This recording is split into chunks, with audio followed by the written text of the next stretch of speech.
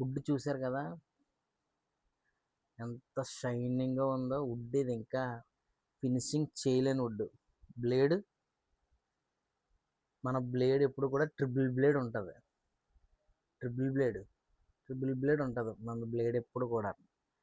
ఇది మన 1350, అంటే నేను చెయ్యక ముందు ఇది 1350 ఉంటుంది గ్రాములు. నేను స్కూపింగ్ చేసిన తర్వాత ఇది కేజీ అవుతుంది ఈ బ్యాట్.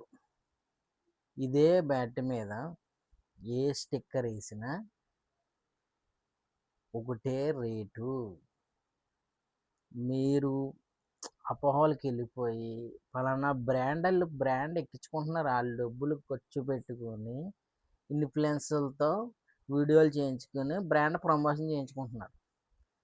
నేను ఏ బ్రాండ్ ఏ ప్రమోషన్ చేసుకోను. మీరు నాకు సపోర్ట్గా ఉన్నారు. నెక్స్ట్ ఇంకొక చిన్న విషయం ఏంటంటే, ఫాలో చేస్తున్నారు, మళ్ళీ ఎందుకు అన్ఫాలో చేస్తున్నారా? అన్ఫాలో చేసేలా ఉంటే నన్ను ఫాలో చేయకండి. నేను నాకు డైరెక్ట్గా చెప్పేస్తున్నాను. నాకు షాపులోళ్ళు చాలు.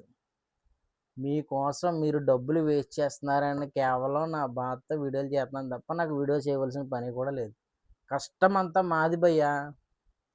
దీన్ని స్కూపింగ్ చేసి, ఫినిషింగ్ చేసి, పాలిష్ చేసి, ఎండలో ఆరబెట్టి ఎంత సాకిరీ చేయాలంటే ఈ బ్యాట్ మీ దగ్గరికి రావాలంటే నానా సంకలు నాకలు. నేను కూలి పనులను కూడా కాకేసుకొని బతిమాలుకుని ఆడు కూడా రాకపోతే నేనే చేసుకుంటే చేయలాగదు. మీరు అటువంటిది వదిలేసి షాప్ వాళ్ళు సపోర్ట్ చేస్తున్నారు. వాళ్ళు ఏం చేయరు, మా దగ్గర కొనుక్కొని ఇలా షోకేజ్లో పెట్టుకొని ఆడు 500 1000 వేసుకొని అమ్ముతాడు. మీకు వాళ్ళే నచ్చుతున్నారు. భయ్యా మీరు ఒకటే ఆలోచించండి.